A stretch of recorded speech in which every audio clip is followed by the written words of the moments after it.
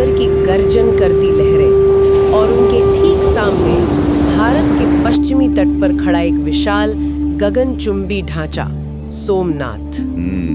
बिल्कुल।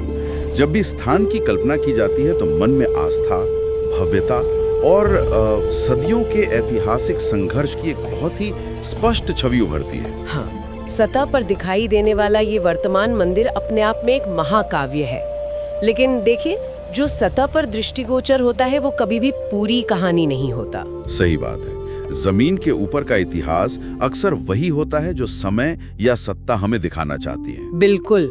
और आज इस अन्वेषण में हम उस इतिहास की बात नहीं करेंगे जो किताबों के पन्नों पर सबसे ऊपर लिखा है।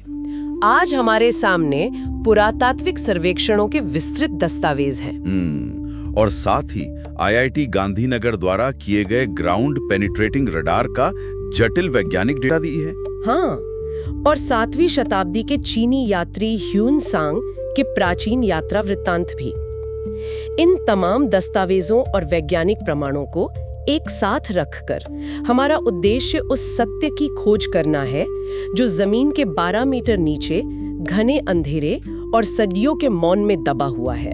ये एक बहुत ही गहरा विषय है। चलिए, इतिहास की इन गहरी और खामोश परतों को खोलते हैं और उस रहस्यमयी दुनिया में उतरते हैं जहां आधुनिक विज्ञान और प्राचीन वास्तुकला एक ऐसे अतीत की ओर इशारा कर रहे हैं जो संभवतः भारत के प्राचीन बौद्ध धर्म से जुड़ा है। ये अन्वेषण सच में कई स्थापित धारणाओं को चुनौती देने वाला है, क्योंकि देखिए, जमीन के नीचे का इतिहास एक पूर्णतः निष्पक्ष गवाह होता है। मौन गवाह। बिल्कुल, वो मौन अवश्य होता है, लेकिन जब आधुनिक तकनीक उस मौन को तोड़ती है तो सभ्यताओं की पूरी कहानी नए सिरे से आकार लेने लगती है। सोमनाथ परिसर केवल एक धार्मिक केंद्र नहीं है, बल्कि एक ऐसा भौगोलिक बिंदु है जिसके नीचे वास्तुकला का एक ऐसा अध्याय सुरक्षित है जो इस क्षेत्र की पूरी ऐतिहासिक पहचान को एक नया आयाम देता है। और यहीं पर आधुनिक विज्ञान की भूमिका सबसे महत्वपूर्ण हो जाती है।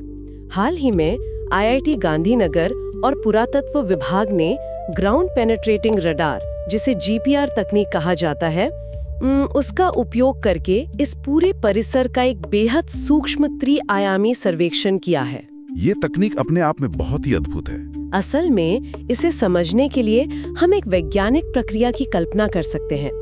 ये बिल्कुल वैसा है जैसे समंदर के गहरे अंधेरे में पनडुब्बी सोनार तकनीक का इस्तेमाल करती है, आवाज की तरंगे भेजकर उनके वापस टकराने का इंतजार करना और उस प्रतिध्वनि से आगे की चीजों का आकार समझना। हाँ, एक सटीक तुलना है। मतलब बस यहाँ आवाज की जगह रडार मशीन से जमीन के भीतर उच्च आवृत्ति वाली रेडियो तरंगे भेजी जा रही हैं। ये बिल्कुल ऐसा है जैसे किसी बहुत पुरानी और प्रसिद्ध पेंटिंग की जब एक्सरे जांच की जाए तो उसके नीचे एक और बिल्कुल अलग प्राचीन मास्टरपीस छिपा हुआ मिल जाए। बिल्कुल सही कहा आपने। ये वैज्ञानिक प्रक्रिया ठीक इसी तरह काम करती है।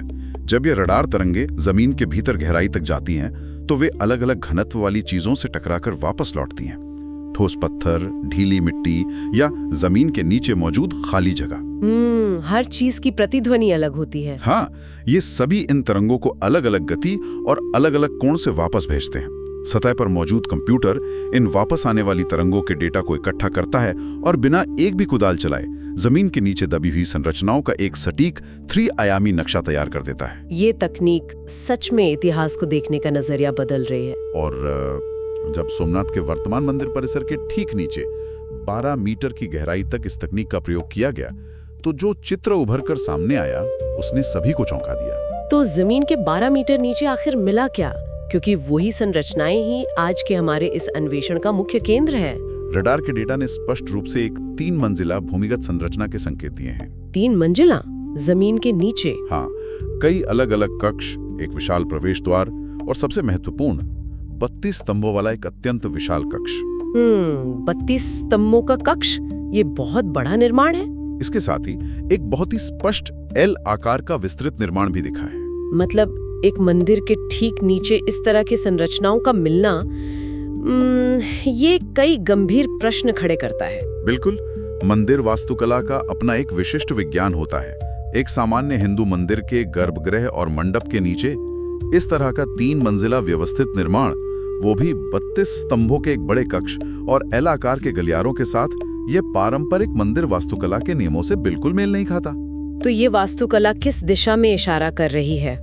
यहाँ जो बात सबसे अधिक विस्मित करने वाली है वो ये है कि वास्तुकला और पुरातत्व के दृष्टिकोण से 32 स्तंभों का एक कक्ष एक बहुत ही विशिष्ट उद्देश्य की ओर इशारा करता है। प्राचीन काल में इतने विशाल कक्ष का निर्माण तब किया जाता था जब किसी बड़े समूह को एक साथ एकत्र होना हो। जैसे कोई प्रार्थना कक्ष? ठीक कहा। बौद्ध वास्तुकला में इसे चैत्य गृह या प्रार्थना कक्ष कहा जाता है। इतने सारे स्तंभ केवल छत को सहारा देने के लिए नहीं होते, बल्कि वो एक ऐसा ध्वनिक वातावरण तैयार करते हैं जहां भिक्षुओं द्वारा किए जाने वाले सामूहिक विपश्यना और धर्म चर्चा की ध्वनि पूरे कक्ष में गूंज सके। ये एक बहुत ही गहरा वैज्ञानिक और आध्यात्मिक डिजाइन है। और जो एल आकार की संरचना रडार में दिखाई दी है, उसका वास्तुकला में क्या महत्व है? देखिए, एल आकार या चौकोर संरचनाएं प्राचीन बौद्ध विहारों का एक प्रामाणिक हस्ताक्षर हैं। विहारों का निर्माण आवासीय और शैक्षणिक उद्देश्यों के लिए किया जाता था। मतलब भिक्षुओं के रहने की जगह? हाँ, इनमें एक खुला मुख्य प्रांगण होता था और उसके चारों ओर भिक्षुओं के निवास के लिए छोटे व्यक्तिगत कक्ष बनाए जाते थे। भिक्षु इन छोटे कक्षों में विपश्यना और ध्यान करते थे और मध्य के प्रांगण में धर्म चर्चा के लिए एकत्र होते थे। समझ रही हूँ। रडार में जो एल आकार के कक्षों की श्रृंखला उभरी है, वो इसी विहार वास्तुकला का सीधा और स्पष्ट संकेत देती है। लेकिन यहाँ एक बहुत ही स्वाभाविक और तार्किक सवाल उठता है। सोमनाथ पश्चिमी तट पर अरब सागर के बिल्कुल किनारे स्थित है। हाँ। समुद्र के किनारे एक विशाल बौद्ध विहार का क्या काम? अगर ऐतिहासिक कालखंड की बात करें तो इस विशिष्ट तटीय स्थान से बौद्ध धर्म के भिक्षुओं या उनके विहार का क्या सीधा संबंध हो सकता है?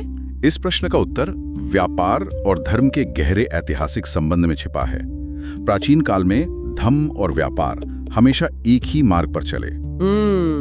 ये एक दिलचस्प पहलू है। अगर मौर्य सम्राट अशोक के काल और उसके बाद की सदियों को देखा जाए तो गुजरात और सौराष्ट्र का ये क्षेत्र व्यापार का एक बहुत बड़ा अंतर्राष्ट्रीय केंद्र था।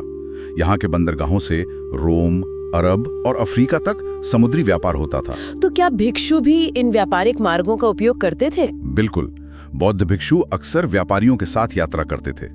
व्यापारी संघ, जिन्हें श्रेष्ठी कहा जाता था, अपनी यात्राओं की सुरक्षा और सफलता के लिए इन भिक्षुओं को दान देते थे और उनके विश्राम के लिए बंदरगाहों के पास विशाल विहारों का निर्माण करवाते थे। यानी समुद्री मार्गों से आने वाले विदेशी व्यापारी, दूर देशों से आने वाले यात्री और ज्ञान की खोज में निकले भिक्षु, ये सभी इसी पश्चिमी तट से भारत में प्रवेश करते थे।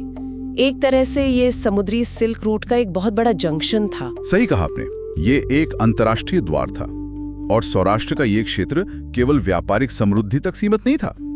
यहीं वल्लभी विश्वविद्यालय स्थित था, जिसे पश्चिमी भारत में बौद्ध शिक्षा का सबसे महान केंद्र माना जाता था। वल्लभी विश्वविद्यालय, जिसकी तुलना नालंदा से की जाती है। बिल्कुल। वल्लभी की तुलना पूर्वी भारत के नालंदा विश्वविद्यालय से की जाती थी।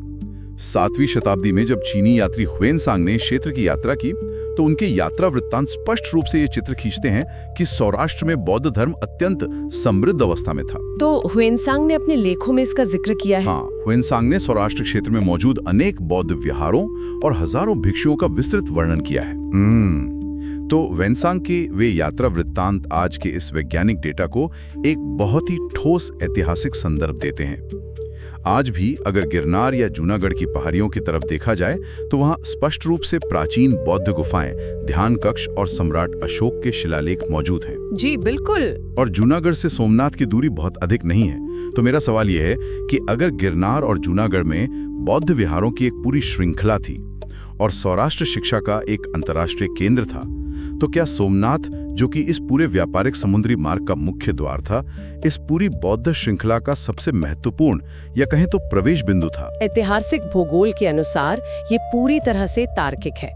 एक अंतर्राष्ट्रीय बंदरगाह होने के नाते ये स्थान केवल वस्तुओं के व्यापार का नहीं, बल्कि विभिन्न संस्कृतियों और विचारों के आदान प्रदान का भी केंद्र था। एक संगम स्थल। हाँ, ऐसे महत्वपूर्ण तटीय द्वार पर भिक्षुओं के लिए एक विशाल विहार, ध्यान केंद्र या चैत्य होना ऐतिहासिक पैटर्न के बिल्कुल अनुकूल है। जो यात्री समुद्र की महीनों लंबी और खतरनाक यात्रा करके भारत की भूमि पर कदम रखता था, उसके लिए यह विहार एक सुरक्षित आश्रय और आध्यात्मिक सांत्वना का स्थान रहा होगा। यह ऐतिहासिक और व्यापारिक दृष्टिकोण पूरी तरह से स्पष्ट है, लेकिन यहाँ एक बहुत बड़ा प्रश्न है जिस पर हमें गहराई से विचार करना ही चाहिए। पूछिए। इतिहास के पन्ने बताते हैं कि सोमनाथ के वर्तमान स्थल पर सदियों तक निर्माण और विध्वंस का एक लंबा चक्र चला है। विदेशी आक्रमणकारियों ने कई बार इसे तोड़ा और उसे कई बार फिर से बनाया गया। तो हम केवल रडार के उन भूमिगत चित्रों को देखकर ये कैसे मान ले कि ये पुराने खंडहर बौद्ध विहार के ही हैं? ये संशय बहुत स्वाभाविक है। मतलब क्या ऐसा नहीं हो सकता कि ये किसी प्राचीन हिंदू मंदिर के ही अवशेष हो जो समय के साथ जमीन के नीचे दब गए? इतिहास के अध्ययन में ऐसे संशय अत्यंत आवश्यक हैं, लेकिन इसका उत्तर हमें वास्तुकला की बारीकियों और भारत के अन्य प्राचीन स्थलों के क्रमिक विकास में मिलता है।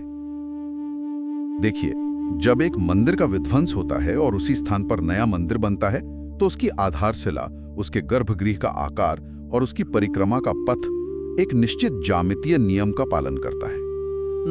वास्तुकला के शास्त्र के अनुसार। बिल्कुल। लेकिन 12 मीटर नीचे जो 32 स्तंभों का कक्ष और आवासीय कोशिकाओं जैसी एल आकार की संरचना मिली है, वो किसी मंदिर के गर्भगृह या मंडप की संरचना से मेल नहीं खाती। तो ये पैटर्न भारत में और कहाँ देखने को मिलता है? भारत में जहां-जहां बड़े बौद्ध केंद्र विकसित हुए, वहां विशाल प्रार्थना कक्ष और भिक्षुओं के लिए आवासीय विहार बनाने की एक बहुत ही विशेष परंपरा रही है, जो इस रडार डेटा से बिल्कुल सटीक मेल खाती है। लेकिन एक मिनट, यहाँ एक और बड़ा विरोधाभास है। वो क्या? अजंता, एलोरा, कार्ला या कन्हेरी जैसी जिन प्राचीन बौद्ध गुफाओं और विहारों का जिक्र अक्सर होता है, वे सभी ठोस पहाड़ों को काटकर बनाई गई थी। महाराष्ट्र के सह्याद्री पर्वत इसके गवाह हैं। जी।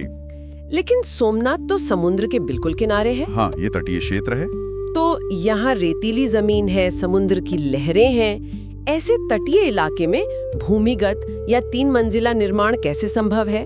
पहाड़ काटना एक बात है, लेकिन समुद्र के किनारे जमीन के नीचे इतनी बड़ी संरचना बनाना तो भूविज्ञान के खिलाफ लगता है।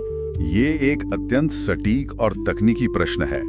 सतह पर भले ही रेत दिखाई देती हो, लेकिन सौराष्ट्र के इस तटीय इलाके का भूविज्ञान बहुत अलग है। अलग कैसे? जमीन के नीचे यहाँ मिलियोलाइट लाइमस्टोन, जिसे पोरबंदर पत्थर भी कहा जाता है, उसकी एक बहुत विशाल और ठोस परत मौजूद है। चूना पत्थर की परत। जी। इस पत्थर की विशेषता यह है कि ये कटाई के समय अपेक्षाकृत नरम होता है, लेकिन हवा और समय के संपर्क में आने पर बेहद कठोर हो जाता है। ये तो वास्तुकला के लिए बहुत ही अनुकूल स्थिति है। बिल्कुल।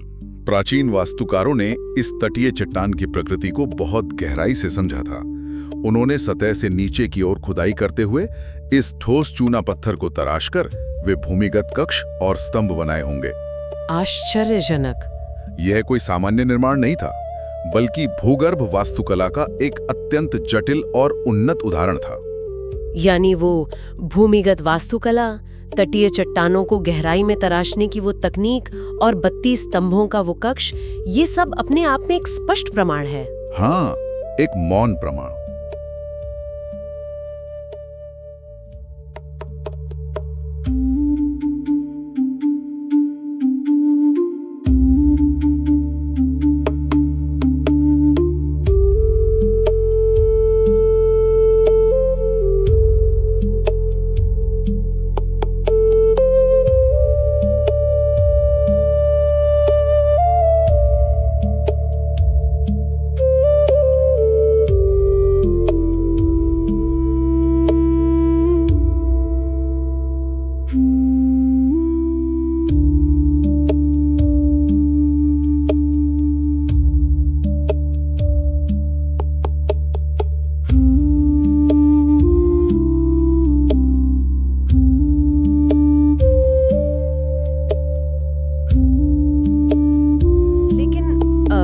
यदि ये इतना ही विशाल और समृद्ध बौद्ध केंद्र था, तो फिर ये इतिहास के पन्नों से पूरी तरह गायब कैसे हो गया? ये एक ऐसा सवाल है जो किसी भी जिज्ञासु मन में उठेगा। असल में इतिहास केवल निर्माण या अचानक हुए विध्वंस की कहानी नहीं होता। यह मानवीय सभ्यताओं के विकास, सत्ता के परिवर्तन और धार्मिक आस्थाओं के क्रमिक रूपांतरण की एक लंबी प्रक्रिया है। सदियों तक चलने वाला बदलाव। जी। समय के साथ सभ्यताएं बदलती हैं, सत्ता के केंद्र बदलते हैं और समाज के भीतर दार्शनिक विचार नए रूप लेते हैं। ये भारत ही नहीं, पूरी दुनिया का एक ऐतिहासिक पैटर्न है कि जैसे जैसे एक विचार का प्रभाव कम होता है और नए विचार हावी होते हैं, पुराने धार्मिक स्थलों, स्तूपों और विहारों को धीरे धीरे नए धार्मिक ढांचों में परिवर्तित कर दिया जाता है। मतलब ये जरूरी नहीं कि सब कुछ युद्ध या आक्रमण से ही नष्ट हुआ हो। बिल्कुल नहीं, ये हमेशा एक रातों रात हुआ हिंसक बदलाव नहीं होता। कई बार ये सदियों तक चलने वाली एक धीमी प्रक्रिया होती है, जहां पुरानी नींव पर नई आस्थाओं के शिखर खड़े किए जाते हैं। कई प्राचीन बौद्ध स्थलों पर समय के साथ नई पहचानें स्थापित हुईं और मूल संरचनाएं धीरे धीरे जमीन और समय की परतों के नीचे दब गईं। तो क्या हम ये कह सकते हैं कि हर पुनर्निर्माण से पहले उस भूमि पर जो भी मौजूद था, उसने नष्ट होने के बजाय अपने बाद आने वाले निर्माण के लिए एक मजबूत आधार का काम किया? और ये समझना बहुत आवश्यक है, जो जमीन के 12 मीटर नीचे है वो उस कालखंड का प्रतिनिधित्व करता है जब सौराष्ट्र में बौद्ध धर्म अपने चरम पर था और ज्ञान की धाराएं समुद्र के रास्ते पूरी दुनिया में फैल रही थी। और फिर समय ने करवट ली। हाँ, समुद्री व्यापार के मार्ग बदले, सत्ता परिवर्तन हुए और सदियों की धूल ने उन विहारों को ढक दिया, लेकिन वे नष्ट नहीं हुए। वे उसी स्थान पर एक मौन आधार बन गए, जिसके ऊपर बाद की सदियों में नई आस्थाओं ने अपने विशाल निर्माण खड़े किए। ये अन्वेषण हमें एक बहुत ही संवेदनशील और गहरे बिंदु पर लाकर खड़ा कर देता है। देखिए, सोमनाथ आज करोड़ों लोगों की अगाध आस्था का केंद्र है। बिल्कुल, इसमें कोई संदेह नहीं है। सतह पर जो मंदिर है वो भारतीय चेतना के लिए संघर्ष और पुनरुत्थान का एक बहुत बड़ा प्रतीक है। और जब जमीन के नीचे ऐसी पुरातात्विक खोजें सामने आती हैं तो कभी-कभी सतह पर एक मानसिक टकराव की स्थिति उत्पन्न हो जाती है। आस्था और ऐतिहासिक सत्य आमने सामने खड़े दिखाई देने लगते हैं। ऐसा प्रतीत अवश्य होता है, लेकिन गहराई से विचार करने पर पुरातत्व विज्ञान और आस्था के बीच कोई वास्तविक टकराव है ही नहीं। आप ऐसा क्यों मानते हैं? क्योंकि पुरातत्व का उद्देश्य किसी वर्तमान आस्था का खंडन करना या उसे ठेस पहुंचाना नहीं होता। इसका एकमात्र उद्देश्य उस ऐतिहासिक सत्य की खोज करना है जो पृथ्वी के गर्भ में सदियों से छिपा है। दिलचस्प बात यह है कि सत्य की यह खोज स्वयं भगवान बुद्ध के मूल दर्शन से पूरी तरह मेल खाती है। बुद्ध का अन्वेषण का मार्ग। हाँ, अगर हम इसे एक बड़े परिप्रेक्ष्य में देखें, बुद्ध ने अपने उपदेशों में स्पष्ट रूप से कहा था कि किसी भी बात को केवल इसलिए सत्य मत मानो क्योंकि वो परंपरा से चली आ रही है या किसी ने उसे कह दिया है। स्वयं उसकी जांच करो, प्रमाण खोजो और तब सत्य को स्वीकार करो। और आधुनिक विज्ञान जैसे कि जीपीआर तकनीक आज ठीक वही तो कर रहा है। बिल्कुल, वो बिना किसी पूर्वाग्रह के, बिना किसी भावना के, केवल भौतिक सत्य की जांच कर रहा है। वो पूछ रहा है कि भूमि के नीचे असल में क्या है, और वो सत्य जो भी है उसे शांत भाव से स्वीकार करना ही वास्तव में बुद्ध का वास्तविक संदेश है। सत्य चाहे जो भी हो, उसे सामने आने देना और उसे पूरे सम्मान के साथ स्वीकार करना ही किसी भी महान और परिपक्व सभ्यता की सबसे बड़ी शक्ति होती है। जमीन के नीचे मिली ये संरचनाएं इस बात का प्रमाण है कि यह स्थान किसी एक विशेष कालखंड या केवल एक ही घटना तक सीमित नहीं है। यह एक बहुत ही सुंदर विचार है। यह भारत की महान सभ्यताओं के क्रमिक विकास, उनके उत्थान और पतन का एक जीवित और मौन साक्षी है। हर सभ्यता ने इस मिट्टी पर अपनी छाप छोड़ी है। यह भारत की सभ्यताओं के संगम का एक बहुत गहरा प्रतीक है, जहां एक परत के नीचे दूसरी परत दबी है और हर परत में ज्ञान, व्यापार, संघर्ष और आस्था की एक बिल्कुल अलग कहानी छिपी हुई है। कोई परत किसी को मिटाती नहीं, बल्कि उसके ऊपर खड़ी होती है। और इतिहास को मिटाने की या उसे झुटलाने की चाहे जितनी भी कोशिश की जाए, पृथ्वी उसे अपने भीतर अत्यंत सुरक्षित रूप से सहेज कर रख लेती है। 12 मीटर की गहराई में वो विशाल कक्ष और वे स्तंभ सदियों से बिना किसी प्रकाश के खड़े रहे, मौन अवस्था में। हाँ, और सही समय आने पर आधुनिक विज्ञान ने अपनी तरंगों के माध्यम से उस अंधकार को भेद दिया और उस इतिहास को फिर से दुनिया के सामने ला खड़ा किया। इस पूरी यात्रा और इन वैज्ञानिक दस्तावेजों पर विचार करते हुए मन में एक बहुत ही गहरा और कुछ हद तक विचलित करने वाला विचार आता है। वो क्या? क्या ऐसा हो सकता है कि जिन ऐतिहासिक परतों, जिस मिट्टी और सदियों के जिस क्रमिक ध्वंस ने इस बौद्ध विरासत को इतने लंबे समय तक अपने नीचे दबाए रखा, असल में उसी दबाव और उसी अंधकार ने इसे पूरी तरह नष्ट होने से बचा लिया। मेरा मतलब है, अगर ये सतह पर होता तो शायद समय के थपेड़ों और इंसानी संघर्षों में ये पूरी तरह धूल में मिल गया होता। ये इतिहास को देखने का एक बहुत ही अलग और अत्यंत विचारणीय दृष्टिकोण है। शायद ये इतिहास कभी मिटाया ही नहीं गया था।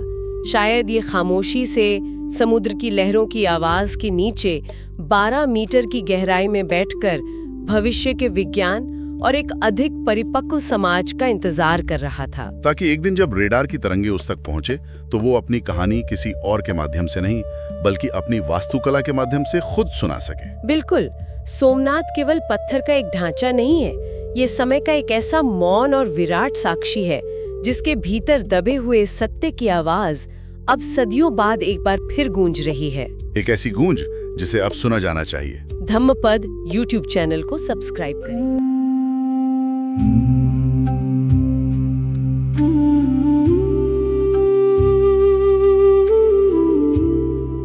बुद्ध जीवित पर्यन्तं शरणं गच्छामि। ये च बुद्धातीता च ये च बुद्धानागता पच्चुपन्ना च ये बुद्धा अहं वन्दामि सर्वदा।